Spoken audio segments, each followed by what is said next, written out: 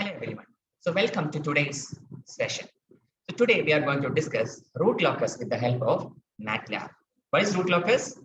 Root locus is nothing but how the locus of a collection of closed loop poles. Okay. So root locus is how the locus of the closed loop points, closed loop poles as gain k varies from 0 to infinity.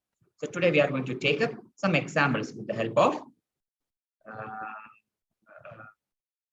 MATLAB. Okay, so again, as before, I have opened a MATLAB window here and I have opened up a writing space here. Okay, so in MATLAB, there's a command called rlocus. Rlocus. Okay, rlocus of num command. Right, you can define also in a sys form. Right, you say you can give your what is your num, you can define your din, then you can define your sys equals tf of num comma din, etc. Blah blah blah. Okay, num comma din. And finally, the command is rlocus of sys. Okay.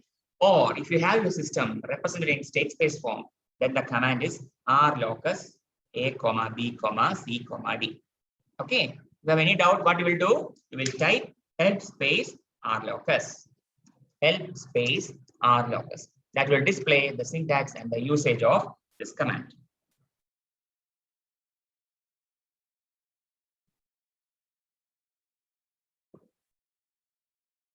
Okay, so here you can see how to use this thing. Fine. So now let us try a few examples. Okay, suppose we have the transfer function GSHS equals, this is the open loop transfer function. GSHS equals k into s plus 3 divided by s into s plus 1 into s square plus 4s plus 16. Okay, this is the transfer function, right? So what is root locus? Root locus is how the closed loop poles move as parameter, which is normally the gain, is varied from 0 to infinity. So from the open loop plant, from the open loop information, you are predicting how the closed loop would behave as the gain case varied.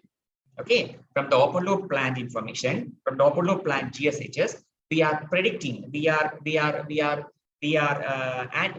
can predict how the closed loop poles will move as gain k varies from 0 to infinity. Okay, so the rules and other things we had already discussed. So let us see how to obtain the root locus with the help of MATLAB Pro. So here we have the numerator as s plus 3, denominator as s into s plus 1 into s square plus 4s plus 16. Okay, and k is a variable gain here. Okay, so first we need to define the numerator. So let me clear everything, clear space all and CLC.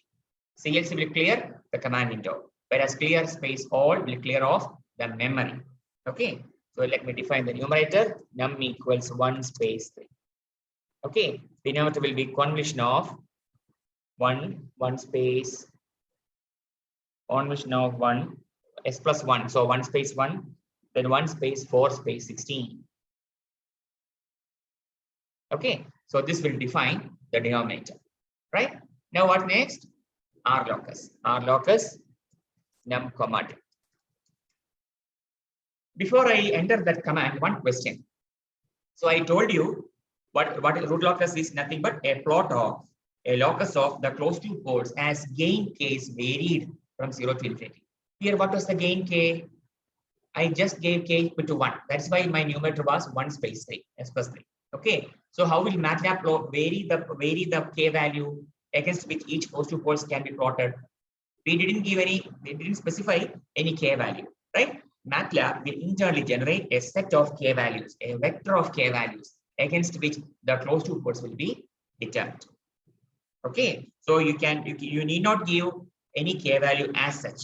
Okay, or if you give k equal to 1, you can give k equal to 10. It is irrespective of what value of k you give. MATLAB by default will generate a vector of k's against which the closed loop poles will be plotted. Okay, so if you enter this thing, you can see a plot like this.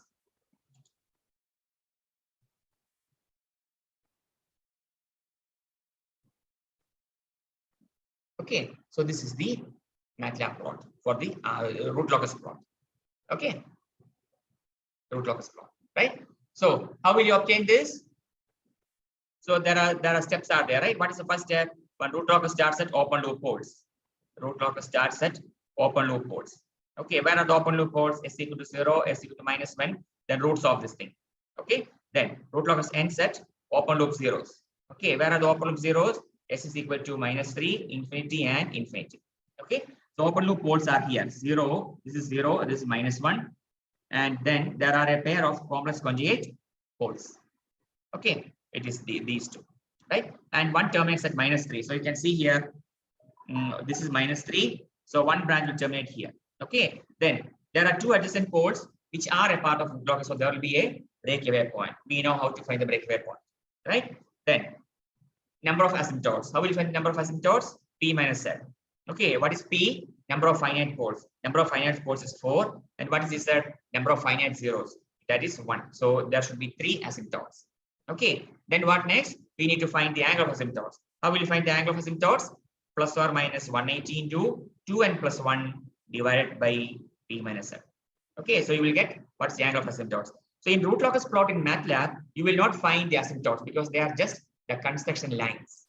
Okay, you will only get the final root locus plot in MATLAB.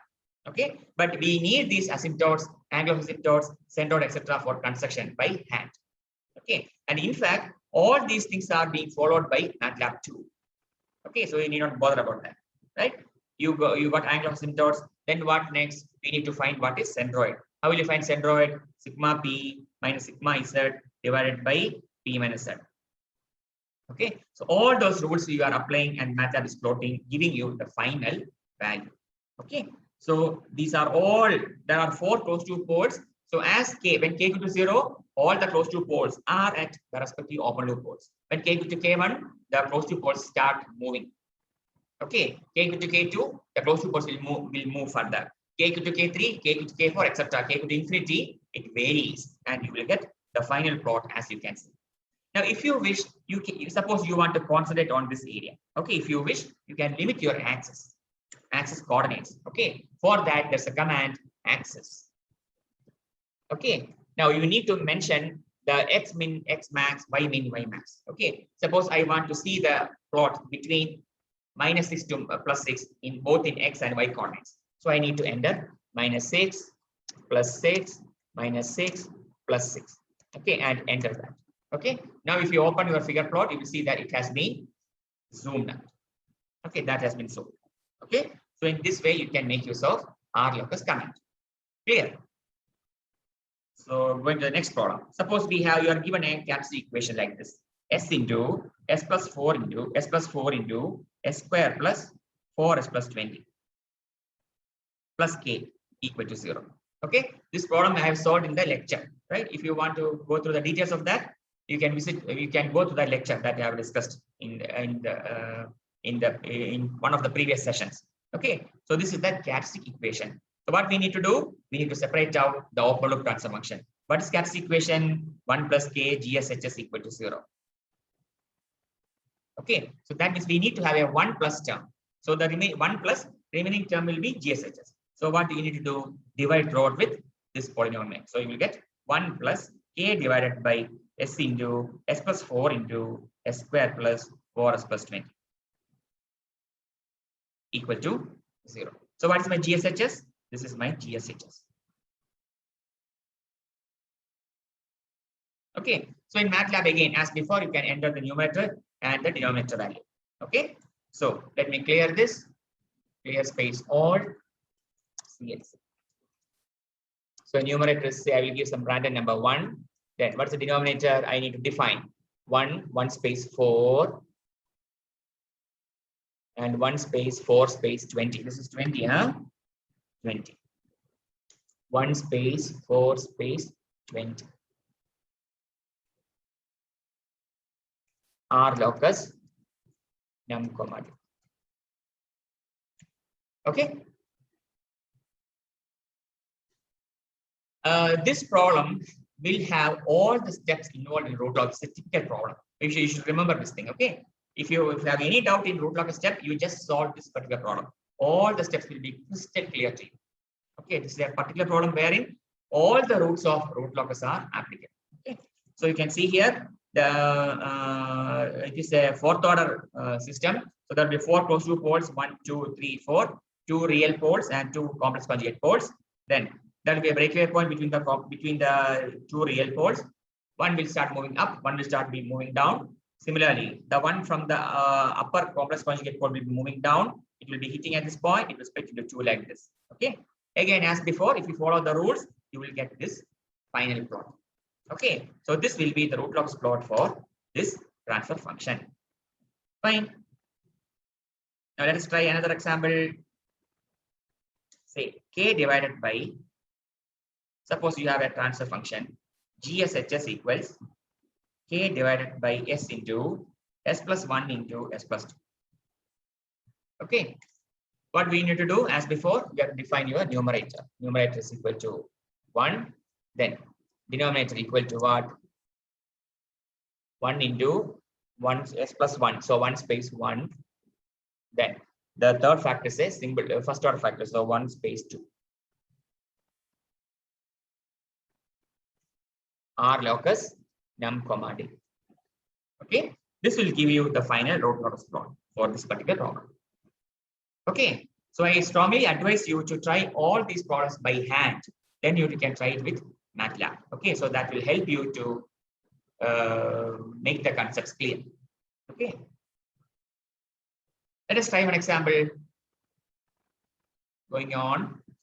So suppose you are given GS equals k into s minus 2 into s minus 4 whole divided by s square plus 6s plus 25. Okay. 1. Sketch the Rootlocks plot. Sketch the Rootlocks plot using MATLAB. Using MATLAB. 2. Find the imaginary axis crossings. Find the imaginary axis crossings. Find the imaginary axis crossings. 3. Find the gain k at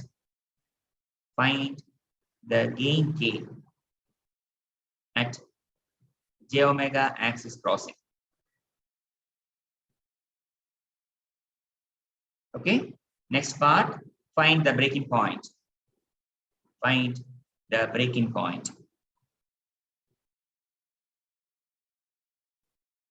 Next part, find the point where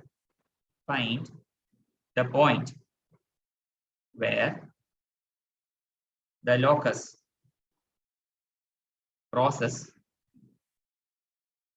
the 0.5 damping ratio line. 0.5 damping ratio line. And the gain at this point. And the gain at this point. And finally, range of k. Find the range of k for system stability. System stability. Okay. By the first question, is this open loop plan stable or unstable? Open loop plan is stable. Okay, because all the poles are having negative real parts, right? Even though zeros are in the right of the plane, the system is stable because stability is determined by the poles, not by the zeros.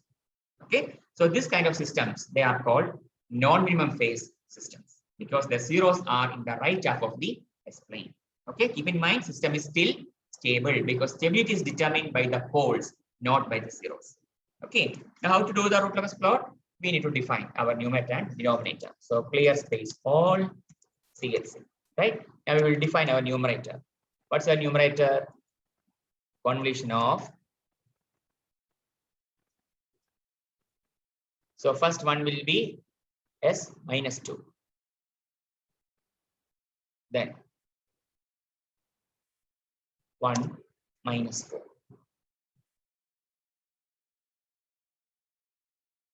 Okay, this is the numerator. Then what's the denominator? Denominator is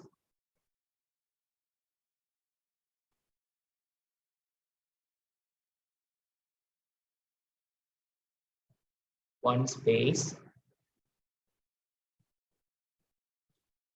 Denominator is 1 space 6 space 25. 1 space 6 space 25. Okay. So R locus num comma D. R locus num comma D.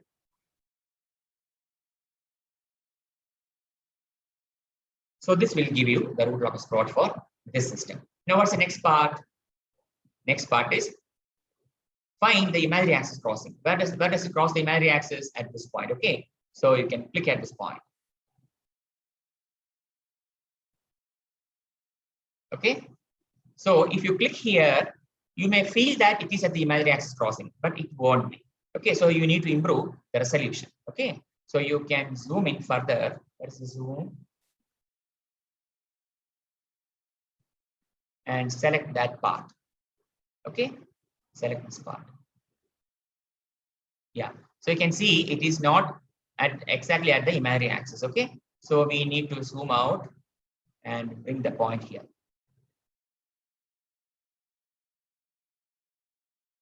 Okay. So again, if you zoom in further, maybe you can improve the resolution a little bit more.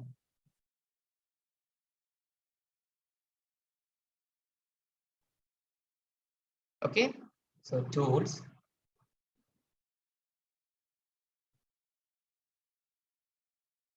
Okay. So this is the imaginary axis crossing. Okay. So it crosses the now let me zoom out. Okay. So that we will get that original plot. So what happened? Tools, zooming.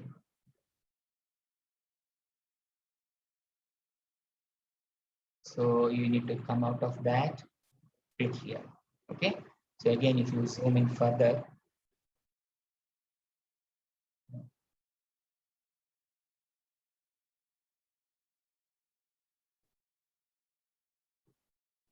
so what is that? So it's a damping is this value, okay? Because damping zeta will be equal to 0 because the ports are on the imaginary axis, right? And gain is 1. Okay. So at the imaginary axis crossing, the gain is 1. And what is the frequency? Frequency is 4.06 radians per second. Okay. So now we can zoom out.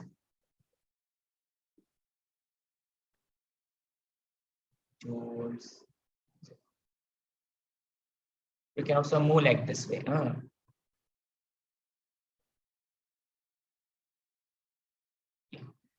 Okay, so that is the imaginary axis crossing. Find the gain k. What will be the gain k? It will be equal to 1.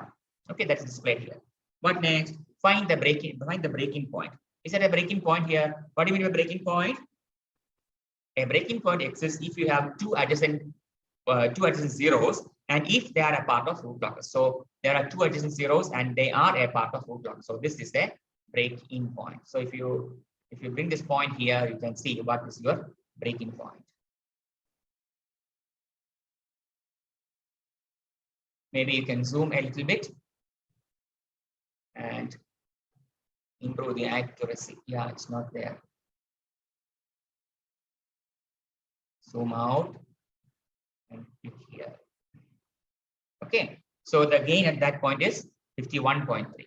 Okay, what's the damping? It's a negative damping, right? So this is the break-in point. Now what next? So let me come out of the zooming. Yeah. What next?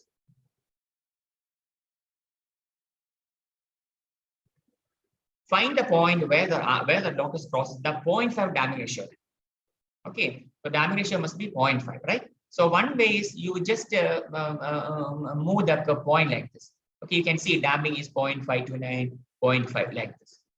Okay, so the point at which it cuts this is corresponds to this particular point. Or there's a command called sgrid.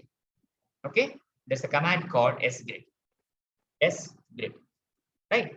Sgrid actually the input values are the damping ratio zeta and the undamped natural frequency omega. Okay, so here what's the question? We need to find the point where locus crosses 0.5 damping ratio. So zeta must be 0.5. Okay, and what? And omega, but omega nothing has been mentioned, so you can give 0. Okay, If you do enter this command, what happens? If you open the root locus plot, you will see you will have two radial lines corresponding to the 0.5 dimensional line. Okay. So you see, we need to meet at this point.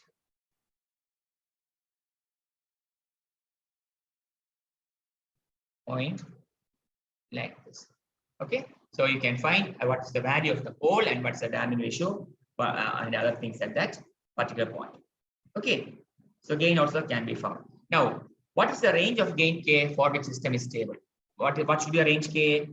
It means the K should be less than the one corresponding to K should be less than 1. Because when K is equal to 1, what happens? The poles, the close two poles are on the imaginary axis. Okay, so K should be less than 1. If K is greater than 1, what happens? The poles will be shifted to the right half of the S-plane, making the system unstable. Okay, so this is the answer for that. Right? I hope that's clear.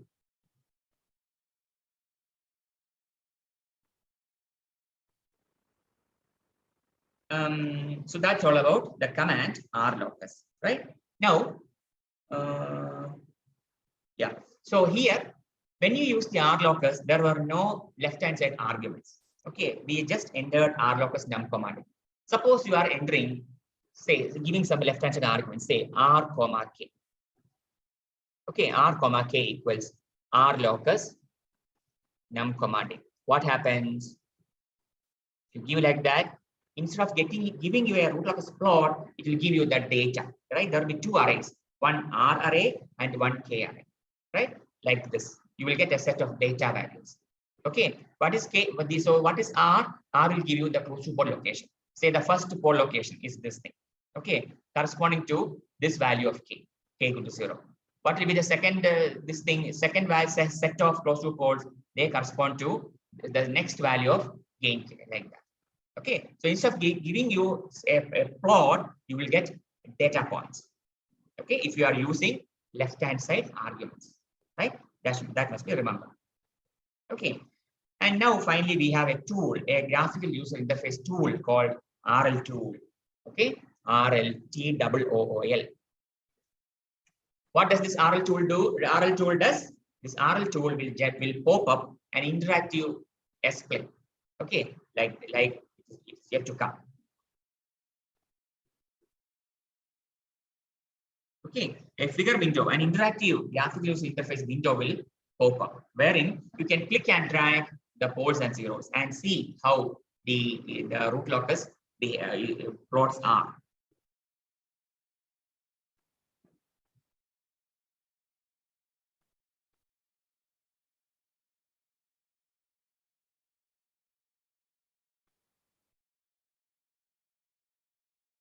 So it is taking some time for loading. What is the command for that? RL tool, RLTOOL. Okay, so you can see here you will get an empty. So there are two windows. Okay, simultaneously you will get two windows simultaneously. One is this root locus editor and one is the step response. Okay. So here, what we can do is you can see here root locus editor. There are real poles, real zeros, complex pair of pole zeros, and complex pair of poles, complex pair of zeros. Okay, this is a rubber, right? So you can simply click and drag and see what is happening. Okay. So suppose our open loop transformation is K by S. Say GSHS is K by S. What will be the root locus plot? It will be something like this. Sigma J omega. There's a pole at the origin. This will be the root locus plot. Okay. So that can be seen from here. So I will click here. I will insert a pole at the origin. Okay. And if you move this thing, you will see that the close two poles will be moving to minus infinity. Okay. This red cross indicates the open loop pole, and the pink square dot, solid dot, indicates the closed loop pole. Okay. Okay, so this pink square dot, solid dot will indicate the movement of closed loop pole. That's why you are able to move it. Okay, at the bottom right side, you can see the location is being displayed. Update location is being displayed now. Okay, so this is what is called what is the use of an RL2. Okay, now suppose we have 1 by s into s plus 1, say k by s into s plus 1. Your GSHS is k divided by s into s plus 1. Okay, what will be the root locus plot? Sigma j omega. There is a open loop pole at origin and one at -1. This is a part of root locus. One starts from here, one starts from here. There will be a breakaway point. It will be like this. Okay, now let me insert another real pole and show you what is happening here. You will get exactly the same thing. Okay, let's say breakaway point and the root locus will split apart. Fine.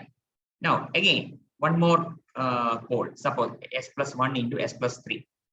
How will be the root locus plot? It is something like this: sigma j omega. One open loop pole at 0, one at -1, and one at -3. What happens? From here, the root locus will go to a minus infinity. One will start from here, one will start from there. They will be moving like this. Okay, let us see. So I'm inserting one more real pole somewhere here. You can see what is the structure of the root locus. Okay, now when we had, so now let me ask you a question.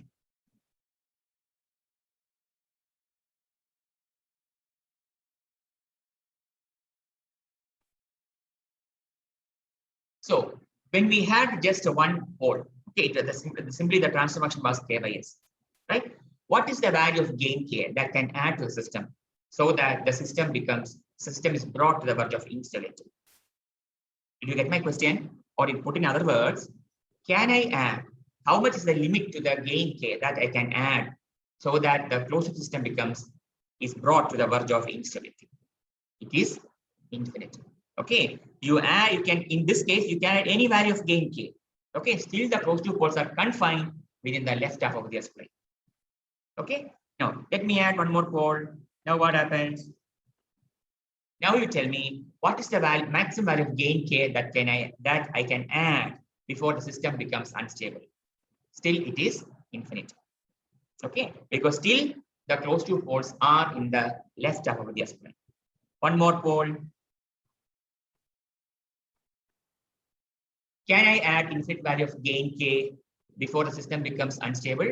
No, because this is the critical value of gain k, right? Critical value of gain k, beyond which, if I add the gain, system becomes unstable. So what's the conclusion? Addition of poles will lower the system stability.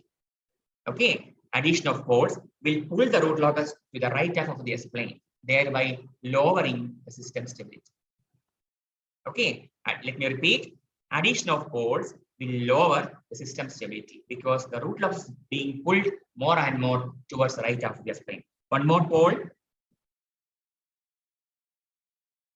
It is the value of gain k that can be added is even lesser. Okay, so this is the effect of adding poles. It will lower system stability.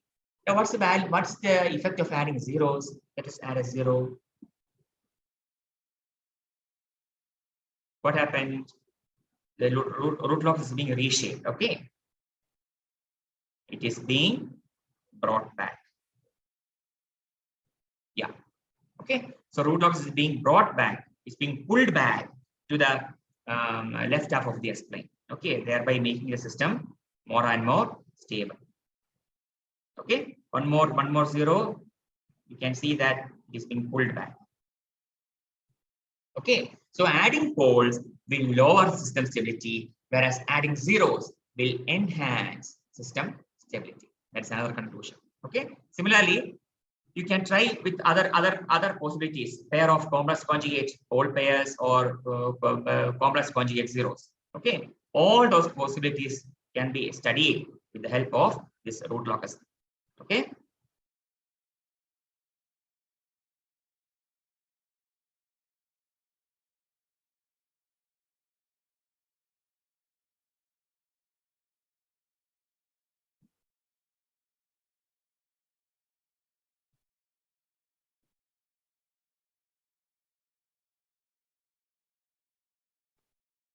So all kinds of weird shapes, all those things can be learned with the help of this RL tool.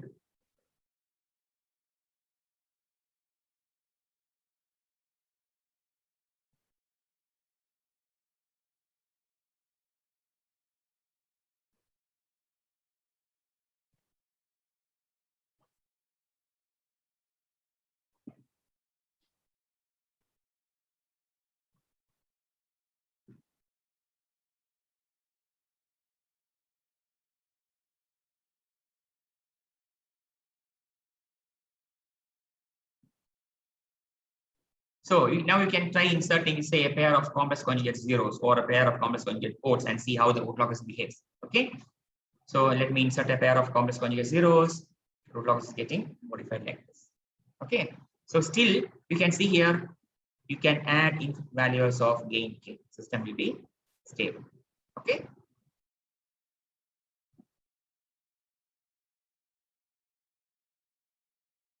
So what did we do today? We tried to learn how to plot root locus with the help of MATLAB command rlocus. Okay. Also, there's a graphical user interface tool called RL tool, wherein the user can just click and drag or pick and place the real poles, real zeros, complex pair of poles, or complex conjugate pair of zeros, or a combination. And then you can realize, you can study how the root locus is being plotted. Okay. So we'll stop here. Thank you.